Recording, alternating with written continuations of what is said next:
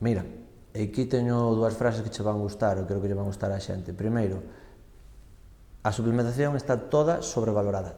Toda, pero toda. E segundo, eu sempre digo aos meus pacientes, tú, cando te alimentes ben, é cando nos empezamos a suplementar. Non é ao revés. Entón, a xente, o que che dixen antes, ven un poquinho relacionado ca anterior pregunta. Si empezas polo final, os atallos non van a casa, como sempre se di, é polas bases, e esa é unha boa conducta, vamos a dicir xa, higiénico-dietética. Que logo, haxa circunstancias excepcionales, dependendo do contexto da persona, na que haxa que meter algunha suplementación, pois sin problema, pero sempre sabendo que a suplementación está sobrevalorada. A famosa creatina, que está moi de moda, pois tú se comes unha boa cantidad de proteína, pois normalmente non vas necesitar creatina.